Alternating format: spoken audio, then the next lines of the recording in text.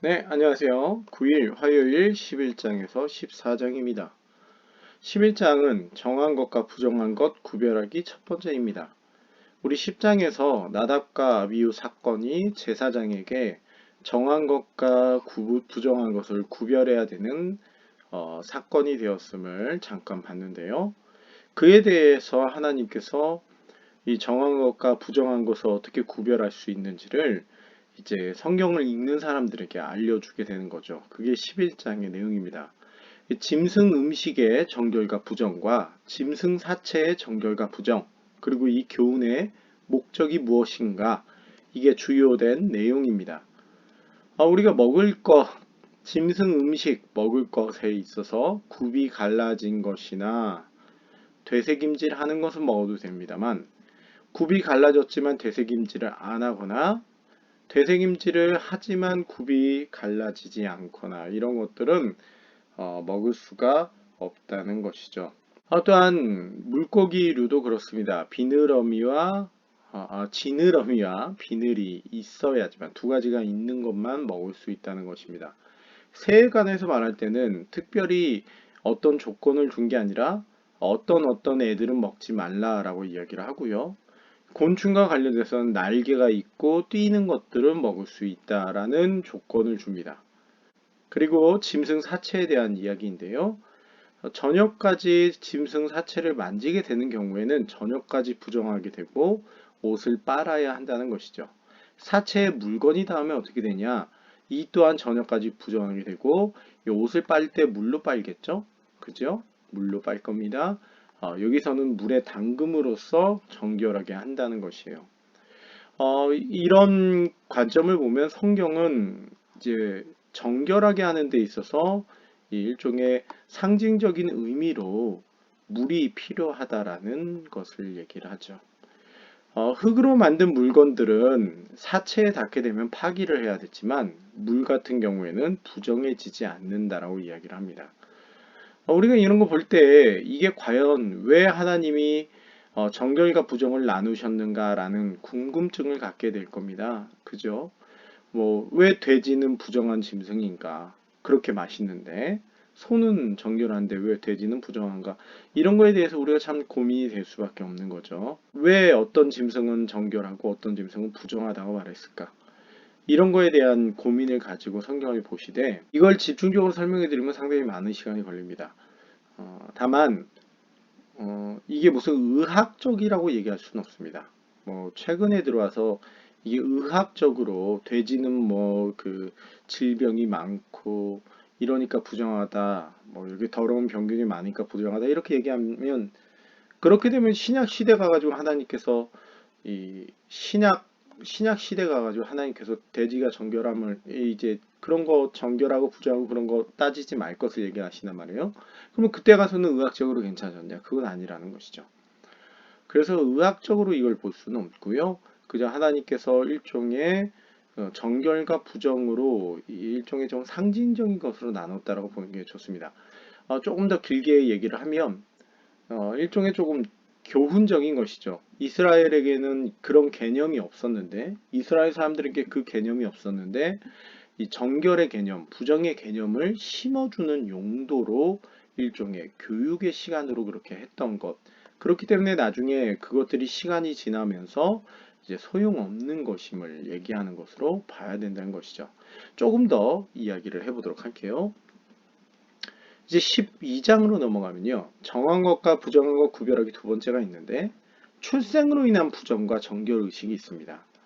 그리고 어, 이게 있습니다. 이게 주요 내용인데요. 여기서도 마찬가지입니다. 출산은 그럼 부정한 것인가라는 것이죠. 우리가 이 부분에 대한 고민을 해야 됩니다. 또 여자아이는 왜 남자아이보다 기간이 긴가에 대해서도 고민해 보셔야 됩니다. 결국 우리가 이런 질문을 던져볼 수 있습니다. 성경에서 부정하다고 하는 것이 뭐든지 죄와 동일한가라는 질문을 던져야 됩니다. 이 성경에서 부정하다라는 표현이 꼭 죄를 의미하는 것은 아니라는 걸 기억해야 됩니다. 이스라엘이 거룩한 삶을 살아야 되는데 그 거룩한 삶을 추구하는 데 있어서 이 개념을 심는 부분에 있어 일종의 부정의 개념도 들어갔다라는 걸 우리가 기억해야 되는 것이죠. 일단 출생을 했을 때 속죄제와 번제를 드렸다라는 것은 우리가 5대 제사를 고민하면서 이 제5대 제사의 역할이 어떤 것인지를 다시 한번 생각해 볼 수 있는 것이고요. 출산이 부정한 건 아닙니다. 결코 출산이 부정한 것도 아니고 여자아이가 왜 남자아이보다 키가 긴가 했을 때 뭐 여성과 남성의 차이를 가르기 위함도 아닙니다. 우리가 그런 부분에 대해서 고민하면서 읽어보셔야 될 것 같습니다. 13장과 14장도 마찬가지입니다. 세 번째 시간인데요. 악성 피부병으로 인한 부정과 정결 의식이 있습니다. 그리고 곰팡이로 인한 부정과 정결 의식이 있습니다. 우리가 뭐 집에 곰팡이 있다고 그게 죄는 아니지 않습니까? 그러니까 이제 조금 더 확실해지는 것이죠. 모든 부정은 이 죄와 동일시되는 것은 아니었다는 것이요. 그러니까 흔히 이제 부정이라는 뭐 히브리어가 따로 있지만 이 부정이라고 했을 때 우리가 흔히 생각하는 그 죄라는 개념, 우리가 흔히 생각하는 그 죄 개념, 이 개념과는 좀 다르다는 것이죠. 그래서 꼭 죄랑 동일하게 봐서는 안 된다로 생각하셔야 됩니다. 일종의 좀 감정적인 언어, 감정적인 그런 느낌, 이것과는 조금 다른 개념이라고 보셔야 됩니다. 이걸 조금 정리를 해보면 레위기의 구분에 있어서 거룩과 거룩하지 않음이 있습니다. 성과 속으로 나뉘게 되는데요. 우리가 흔히 이게 뭐 속세를 떠났다 뭐 이렇게 얘기하기도 하지만 성과 속으로 나뉘는 것이 아니라 사실은 속은 정과 부정으로 나눈다는 것이죠. 정과 부정으로 나뉩니다. 그리고 원래 우리가 그래서 쉽게 성과 거룩하다, 속되다 이런 개념으로 나누게 되지만 성경의 원래 개념은 거룩함과 그냥 보통의 상태와 부정의 상태로 나뉘고 있다. 이게 레위기가 우리에게 보여주는 것이에요. 그리고 이것들은 서로 간에 오가는 상태가 될 수 있습니다. 그렇기 때문에 이 이스라엘 백성들이 거룩함을 추구하는 모습이 필요하다는 것이죠. 이스라엘 사람들이 하나님이 택함 받은 자들이라 하더라도 그들이 거룩한 백성이 돼야만 하는 것이고 또 반대로 부정한 존재들이 될 수 있다라는 것이에요. 일종의 교리 신학적으로 얘기하면 성화의 과정이 필요한 것이죠. 우리가 예수 믿었다고 해서 죄를 짓지 않는 것 아니죠. 그리고 또 우리가 예수 믿었다고 해서 완전히 뭐 흠결 없는 이 거룩의 존재다 이렇게 말할 수도 없는 겁니다. 그렇기 때문에 우리가 이 성화의 과정을 거쳐가야 한다는 것이죠. 레위기의 일단 개념이 그렇다라는 걸 생각하시면서 보시면 조금 더 깊이 있게 보실 수 있을 것 같습니다.